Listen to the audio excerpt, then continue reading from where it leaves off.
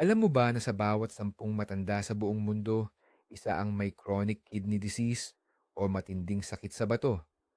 Ang nakakagulat pa, marami ang walang ideya nito hanggang sa lumala at huli na ang lahat.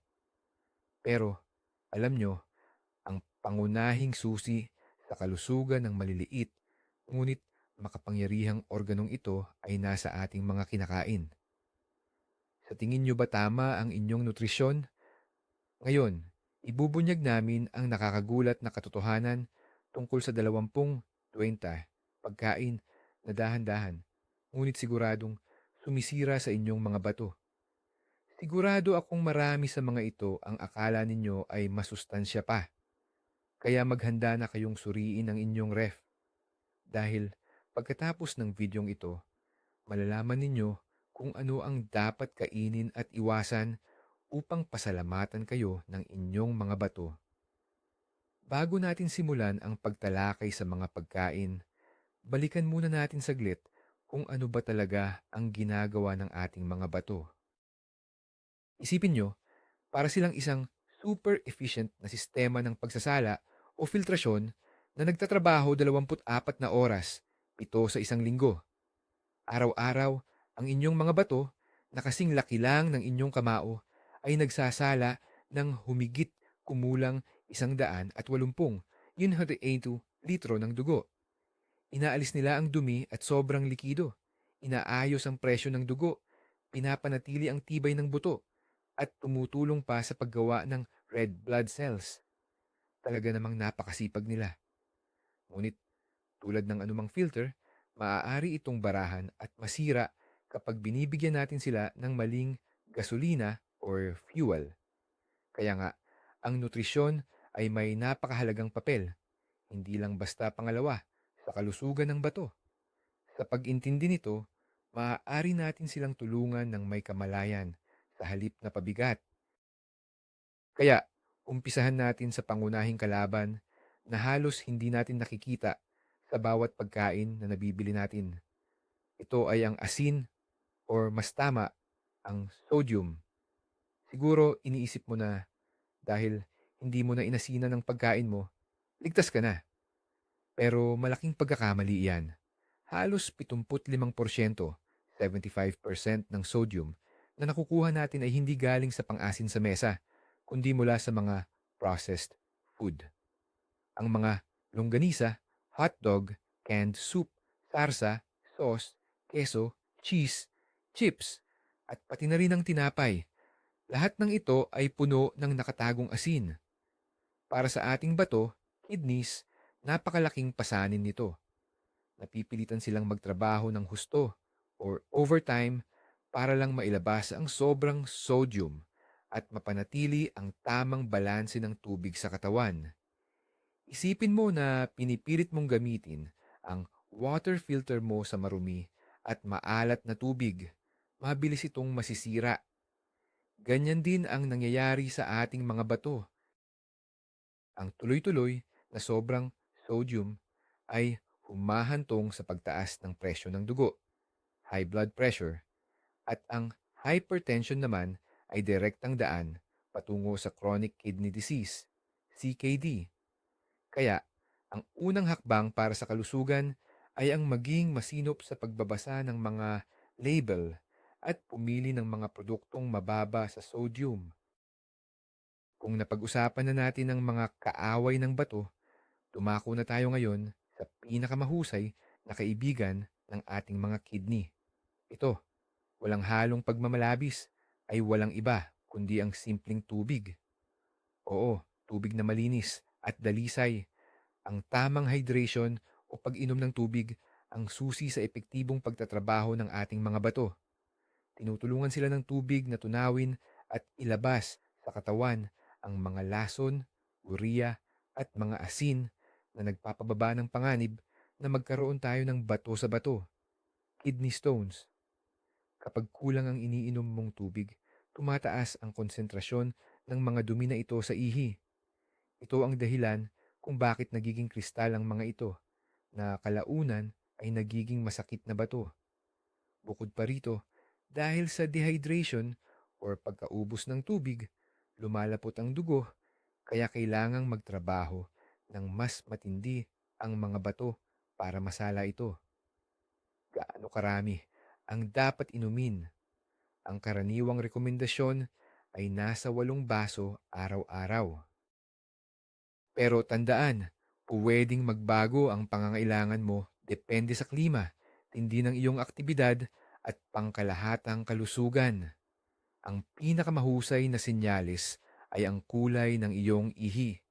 Dapat itong maging mapusyaw na dilaw, halos parang tubig. Palitan ng tubig ang mga matatamis na inumin at siguradong walang hanggang pasasalamat ang ibibigay sa inyo ng inyong mga bato. Tunod sa ating blacklist, ang mga matatamis at fizzy na inumin o ang mga carbonated drinks. Ito ay isang tunay na dobleng karang pag-atake sa ating mga bato, kidneys. Una sa lahat, naglalaman sila ng napakataas na dami ng asukal, madalas ay high fructose corn syrup. Ayon sa mga pag-aaral, ang sobrang asukal ay nagdadala sa obesity, type 2 diabetes at metabolic syndrome. Tandaan, ang mga ito ay matitinding risk factor para sa sakit sa bato. Literal na inikaramilisa ng asukal ang maliliit na ugat sa ating bato, kaya bumababa ang kakayahan nitong mag-filter. Pangalawa, mas delikado ang mga dark soda tulad ng cola. Ito ay dahil naglalaman sila ng phosphoric acid bilang preservative. Ang labis na phosphorus na hindi kayang ilabas ng mga bato ay maaaring magdulot ng pinsala sa mga ugat at magpahina sa mga buto. Isang lata lang ng ganitong inumin kada araw ay sapat na para tumaas ng husto ang panganib na magkaroon ka ng chronic kidney disease o talamak na sakit sa bato. Isipin mo ito sa susunod na gugustuhin mong pawiin ang iyong uhaw ng isang matamis at bubbly na inumin. Ngayon naman, dumako tayo sa matatamis pero mabuti para sa kalusugan. Ang mga berries, ang strawberry, blueberry, raspberry, at cranberry. Hindi lang ito masarap na panghimagas, kundi isa itong kayamanan ng antioxidants. Ano ba itong antioxidants? Kung sila ay mga molecule na lumalaban sa mga free radicals, mga hindi matatag na particle na sumisira sa mga selula ng ating katawan, kasama na ang mga selula ng ating bato, kidneys. Ang prosesong ito na tinatawag na oxidative stress ay nagpapabilis ng pagtanda at nagdudulot ng mga malalang sakit. Ang mga berries, lalo na ang mga kulay dark tulad ng blueberry, ay mayaman sa anthocyanins, mga makapangyarihang antioxidants na mayroon ding anti-inflammatory na katangian. Ang pamamaga or inflamasyon ay isa pang kalaban ng ating bato at ito ang ugat ng maraming sakit sa organ na ito. Ang cranberry naman, kilala sa kakayahan nitong maiwasan ang urinary tract infection, UTI, na siyang nagpapagaan din sa trabaho ng ating bato. Kaya naman, magdagdag ng isang dakot ng sariwa o frozen na berries sa inyong oatmeal sa umaga, sa yogurt, o kainin na lang ito bilang snack. Ito ay masarap at talagang napakabisa. Pag-usapan natin ang tungkol sa karne at ang tinututukan natin dito ay ang red meat, lalo na kung marami o sobra ang dami ng iyong kinakain. Ang baka, baboy at tupa ay mga pinagkukunan ng animal protein na kapag natunaw sa katawan, nagdudulot ng maraming acids, sa dugo. Kinakailangan talagang magsumikap ng ating mga bato, kidneys, para i-neutralize at ilabas ang mga asidong ito. Ang tuloy-tuloy na mataas na acid load ay maaaring humantong sa tinatawag na metabolic acidosis, na sa katagalan ay nakasisira sa tissue ng bato. Bukod pa rito, ang red meat ay mataas din sa purines. Kapag nabuwag ang mga purines na ito, nagiging uric acid sila. Kung hindi nakayanan ng mga bato na ilabas ng maayos ang uric acid, maaari itong magkristal at mamuo sa mga kasukasuan, joints, na nagdudulot ng gout o kaya naman ay maging urate stones sa loob mismo ng mga bato. Hindi ibig sabihin nito na kailangan mo ng maging vegetarian ng lubusan. Pero ang paglimita sa pagkain ng red meat ng isa o dalawang beses lamang sa isang linggo ay isang matalino at tamang desisyon para sa pangmatagalang kalusugan ng iyong mga bato. Kung naghahanap ka ng kapalit sa red meat, simple lang ang sagot. Isda. Ito ay sagana sa omega-3 fatty acids. Ang salmon, mackerel, sardinas, at tuna, hindi lang ito pinagmumula ng high quality na protina. Sila rin ay nagbibigay ng napakahalagang anti-inflammatory compounds. Nakakatulong ang omega-3 fatty acids na mapababa ang talamak na pamamaga, chronic inflammation, sa buong katawan, pati na rin sa ating mga bato, yung mga kidneys. Nagpapababa rin ito ng presyo ng dugo, blood pressure, at triglyceride levels. Sa ganitong paraan, protektado ang ating mga bato laban sa anumang pinsala. Ipinapakita ng mga pag-aaral na ang regular na pagkain ng isda ay iniuugnay sa mas mabagal na paglala ng sakit sa bato, lalo na para sa mga at risk na individual. Sikapin mong isama ang mga fatty fish sa iyong diet kahit man lang 2 beses sa isang linggo. Ito ang isa sa pinakamasarap na paraan para protektahan ang iyong panloob na filter, ang iyong mga bato, at syempre, ang iyong cardiovascular system. Balik tayo sa mga sikretong panganib, ang mga delata, mga sopas, gulay, beans, at isda. Oo, mabilis at madali ito. Pero kadalasan, ang kapalit ng kaginhawaan na ito ay ang kalusugan ng ating bato, kidneys. Ang pangunahing problema, sodium na naman.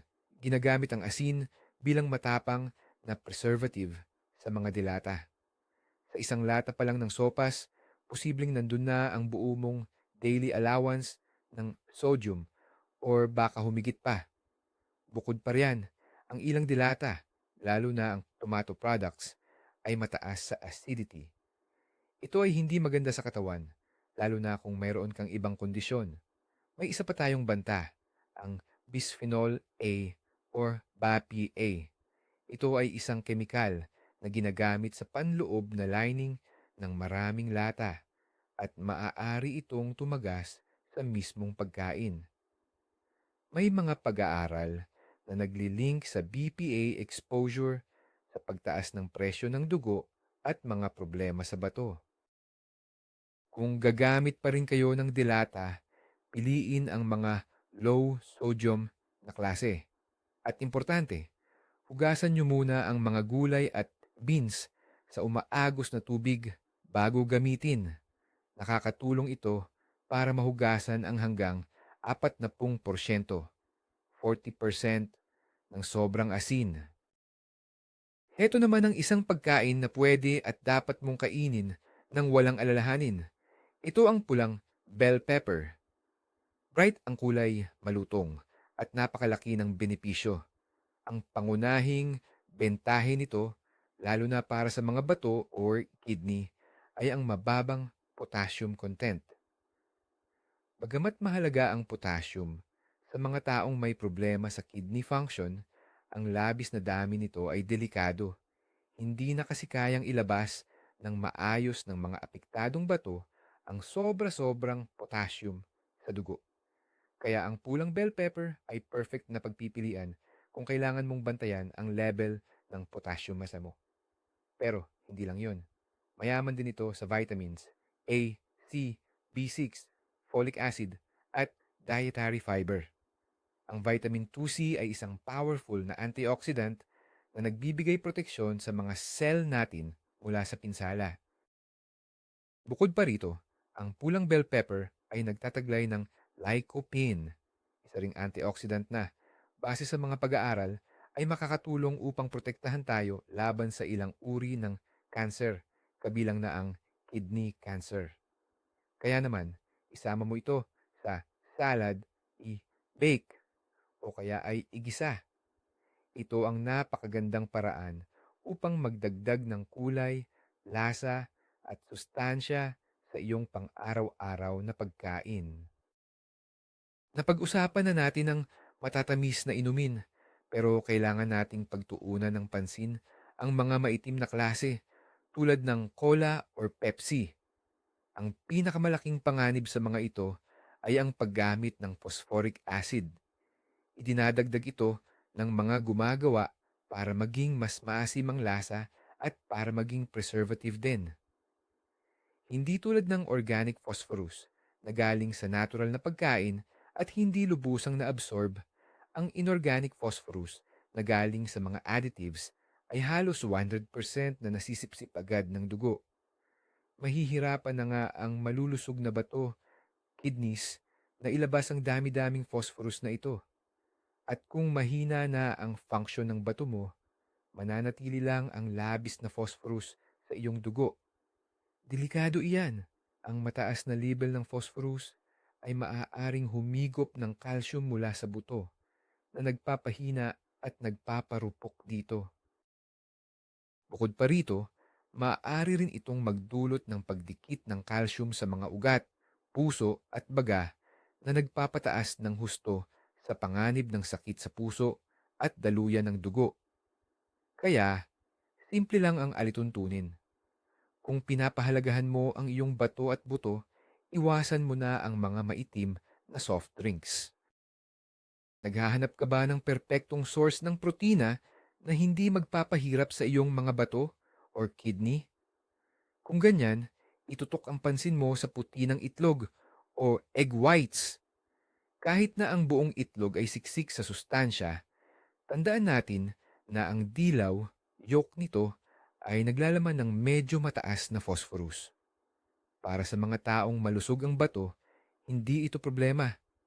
Pero para sa mga may sakit sa kidney, ang pag-regulate or pag-control sa phosphorus ay nagiging napaka-importante. Dito pumapasok ang egg whites. Nagbibigay ito ng mataas na kalidad at madaling i-digest na protina. Mayroon itong lahat ng essential amino acids na kailangan mo, pero minimal lang ang taglay nitong phosphorus. Kaya naman, itinuturing itong isa sa pinakamahusay na pagpipilian ng protina para sa sino mang sumusunod sa isang renal o kidney diet. Pwede kang gumawa ng mga omelette or scrambled eggs na puro puti lang, o kaya naman ihalo ito sa inyong mga baked goods at iba pang lutuin. Ito ay para dagdagan ang iyong protein intake nang hindi na o-overload ang iyong mga kidney.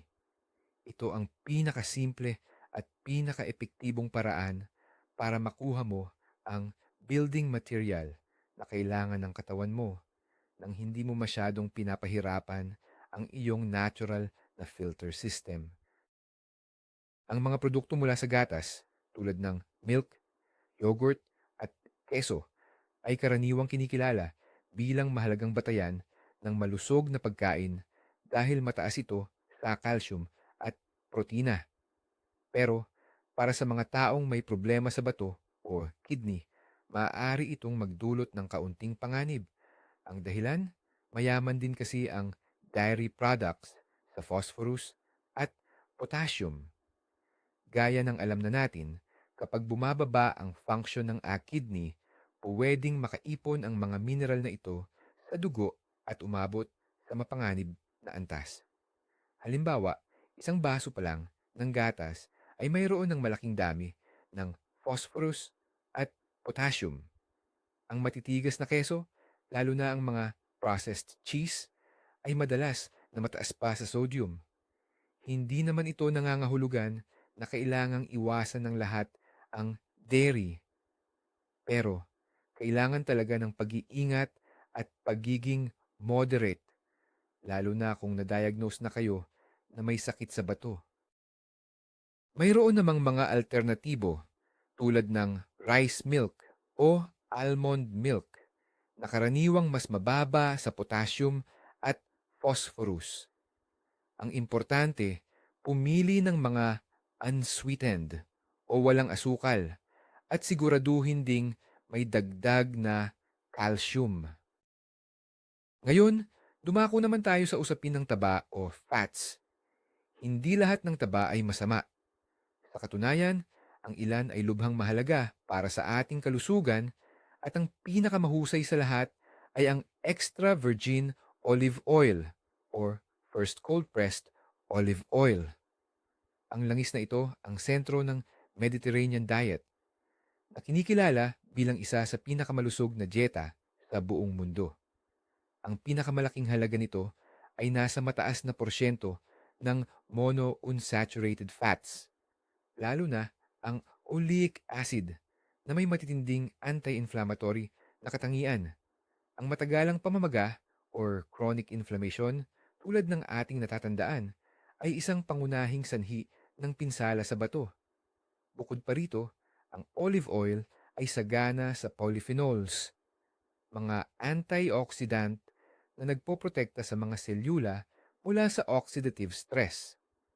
Mahalagang tandaan, ang olive oil ay walang phosphorus. Kaya naman ito ay perpektong pagpipilian para sa renal diet o dieta para sa bato. Gamitin ito bilang dressing sa salad, sa paggawa ng sarsa o sa magaan na paggisa ng gulay. Ito ay isang madaling paraan upang magdagdag ng malusog na taba sa iyong pagkain at protektahan ang iyong mga bato. Ang patatas at ang matamis nitong kapamilya, ang kamote, ay isa sa pinakapaborito at kinagisnan nating gulay. Masustansya ang mga ito, subalit mayroon silang isang katangian na dapat nating malaman, lalo na kung inaalagaan natin ang ating mga bato. Ito ay dahil labis o napakataas ang taglay nilang potassium. Ang isang medium-sized na patatas ay maaaring maglaman ng higit 600 milligrams ng potassium, habang ang kamote naman ay mayroon namang mahigit 500. Para sa isang malusog na tao, isa itong mahusay na pinagkukunan ng importanteng mineral. Ngunit para sa taong may chronic kidney disease o yung may pangmatagalang sakit sa bato at hindi kayang ilabas ng katawan ang sobrang potassium ng epektibo, ito ay maaaring maging mapanganib.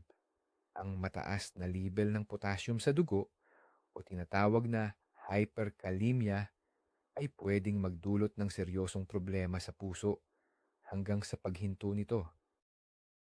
Ibig bang sabihin nito, bawal na talagang kumain ng patatas? Hindi naman. Mayroong tinatawag na paraan ng pag-leach or pagbabad. Ang patatas ay kailangang balatan, hiwain sa maliliit na cube, ibabad sa maraming tubig ng ilang oras, at pagkatapos ay pakuluan sa bagong tubig. Nakakatulong ito para mabawasan ng malaki ang taglay nitong potassium. Ngunit sa huli, anumang paraan ang gawin, dapat itong kainin ng may pag-iingat at sa katamtamang dami lamang. Kung ang asin ang itinuturing na pangunahing kalaban sa kalusugan, sino kaya ang pwedeng maging masustansya at masarap na kapalit nito? Kilalanin natin ang bawang. Ang simpleng gulay na ito, ngunit ubod ng bango at lasa, ay isang biyaya talaga para sa kalusugan ng ating bato, kidneys. Una sa lahat, nagbibigay ito ng malalim at matapang na lasa sa ating mga pagkain nang hindi na kailangan ng sobrang sodium. Nakakatulong ito para mabawasan ang ating paggamit ng asin at sa gayon, nababawasan din ang stress o hirap sa ating bato at sa ating presyo ng dugo. Pangalawa, ang bawang mismo ay itinuturing na isang makapangyarihang halaman na may gamot na taglay. Naglalaman ito ng allicin, isang compound na may anti-inflammatory, panglaban sa pamamaga, antibacterial at antioxidant na katangian. Tumutulong ang bawang na labanan ang pamamaga, protektahan ang mga selula mula sa pagkasira, at maaari pa itong makatulong sa pagpapababa ng lebel ng cholesterol. Maganda rin itong pinagkukunan ng manganese, vitamin C, at vitamin B6A. Gamitin ng sariwa, dinikdik, or pinatuyong bawang sa mga sabaw, sarsa, sa pag-bake ng gulay, at sa pag-ihaw or pagluto ng karne. Ito ang pinakasimpleng paraan upang maging mas masarap at mas malusog ang iyong pagkain sa iisang pagkakataon. Ang avocado, nitong mga nakaraang taon, ay naging simbolo na ng malusog na pagkain o healthy eating. At may magandang dahilan. Puno ito ng beneficial monounsaturated fats, fiber, at iba't ibang bitamina. Gayunpaman, katulad ng patatas, ang avocado ay nagiging problema para sa mga taong may sakit sa bato or kidney disease dahil sa sobrang taas na nilalaman nitong potassium. Ang isang katamtamang laking avocado ay kayang maglaman ng halos 700 milligrams ng potassium. Malaking porsyento na ito ng daily requirement kahit pa sa isang malusog na tao, lalo na para sa mga pinapayuhan na limitahan ang mineral na ito sa kanilang diet. Kaya kung perpekto naman ang kondisyon ng inyong mga bato, mag-enjoy sa pagkain ng avocado. Pero syempre, sa tamang dami lang. Subalit, kung kayo ay may problema sa kidney o pinapayuhan na bantayan ang level ng inyong potassium, kailangan sa kasamaang palad na limitahan o tuluyan ng alisin ang avocado sa inyong diet.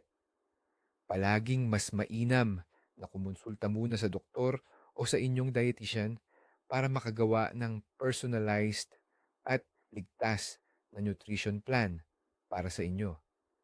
Ito ay isang malinaw na ehemplo kung paanong ang isang tinatawag nating superfood ay hindi pala super para sa lahat, lalo na sa mga piling grupo ng tao.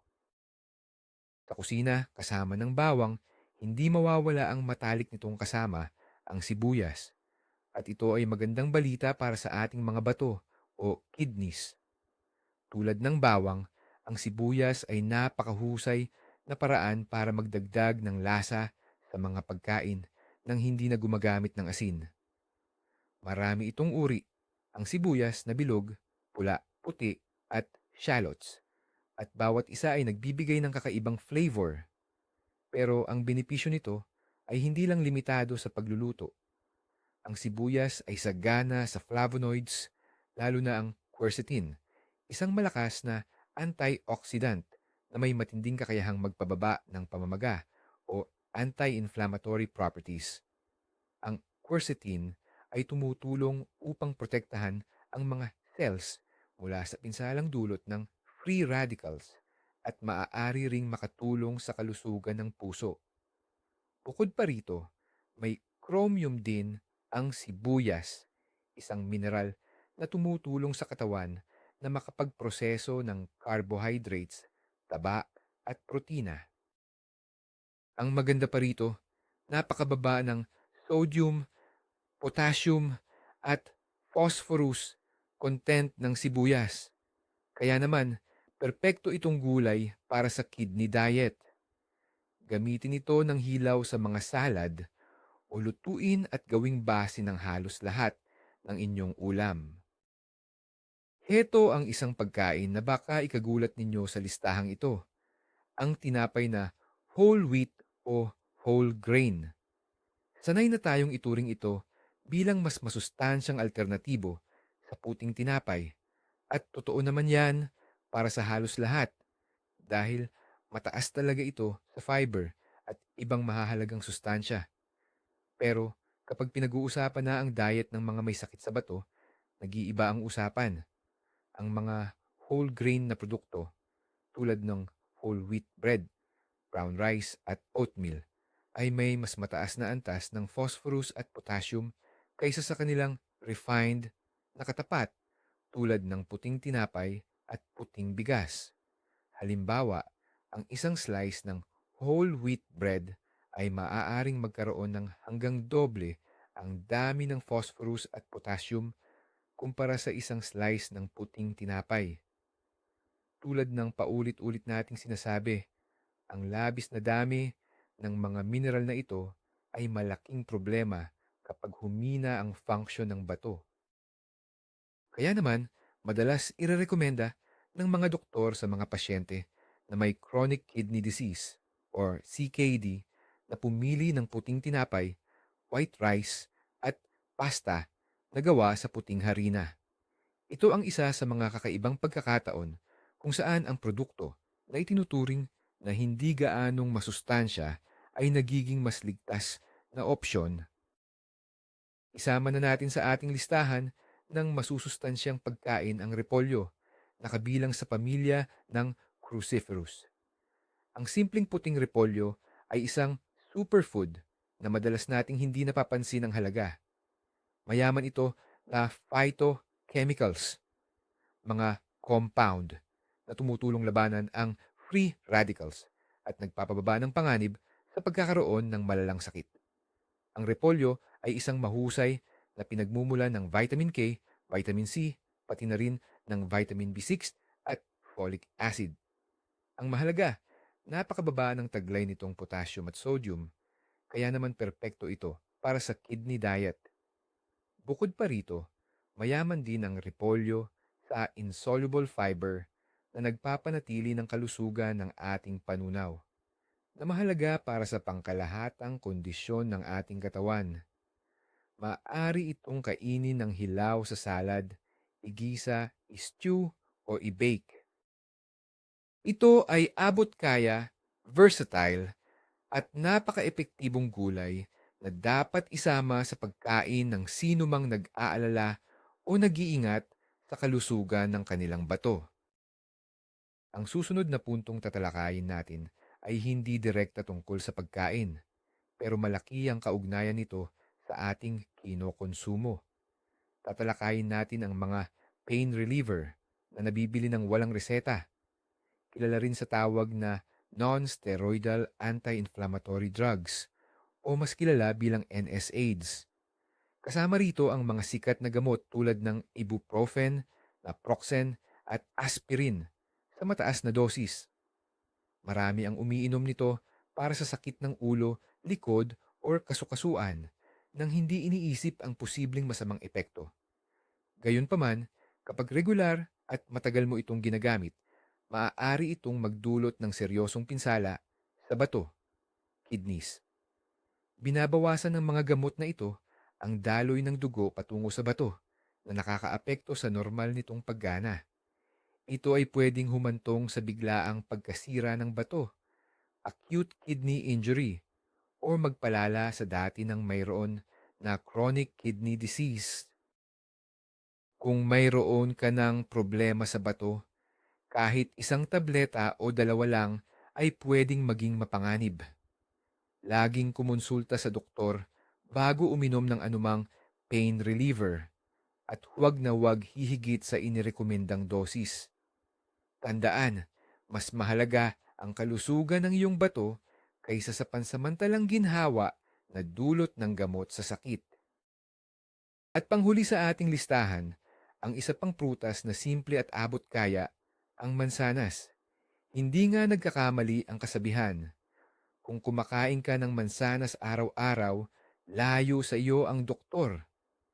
Para sa ating mga bato, kidneys, ito ay totoo rin. Ang mansanas ay mababa sa potassium, kaya naman ito ay isang perpektong prutas para sa mga sumusunod sa kidney-friendly diet. Mayaman din sila sa pectin, isang uri ng soluble fiber na tumutulong magpababa ng kolesterol at blood sugar. Isang paraan para protektahan din ang ating mga bato. Bukod pa rito, ang mansanas ay mayaman sa antioxidants, lalo na ang quercetin na pamilyar na sa atin na nagpoprotekta sa mga cells mula sa pinsala. Mas mainam na kainin ng mansanas na may balat dahil dito makikita ang pinakamaraming fiber at antioxidants. Ang mansanas ay pwedeng maging merienda, ihalo sa salad, o kaya'y lutuin o i-bake kasama ng cinnamon para sa isang masustansyang panghimagas. Ito ay isang simple, masarap at abot-kayang paraan upang suportahan ang kalusugan ng iyong mga bato at ng buo mong katawan. Tapos na nating suriin ang 20 mahahalagang punto tungkol sa tamang nutrisyon para sa ating mga bato. Makikita nyo, hindi naman pala ito ganoon kahirap. Ang pinakaimportanteng konklusyon na dapat nating tandaan, ang awareness or kamalayan ang susi. Hindi ito nangangahulugan ng mahihigpit at walang lasang diet. Ito ay tungkol sa pag-unawa kung paano nakakaapekto ang iba't ibang pagkain sa ating panloob na salaan. Ang pagbawas sa mga processed food na punong-puno ng asin, asukal at phosphates at ang pagdaragdag ng sariwang gulay, berries, healthy fats at dekalidad na protina sa ating pang-araw-araw na pagkain ay ang pinakamahusay na investment para sa mahabang buhay at matibay na bato. Kahit maliliit na pagbabago tulad ng pagpalit ng soft drinks sa tubig or paggamit ng mga pampalasa imbes na asin ay may napakalaking epekto sa pangmatagalan. Tandaan natin, ang inyong mga bato ay nagtatrabaho para sa inyo ng buong araw, kaya tulungan natin sila sa kanilang importanteng misyon. Maraming salamat sa pagtapos ninyo ng video na ito. Sana ay naging kapakipakinabang ito sa inyo. I-share nyo sa comments alin sa mga food facty na tinalakay natin ang pinaka nakagulat sa inyo. At syempre, huwag kalimutang mag-subscribe sa channel, i-like ang video na ito, at i-click ang notification bell para hindi nyo mapalampas ang ating mga susunod na episodes. Ingatan ninyo ang inyong sarili at syempre, ang inyong mga bato.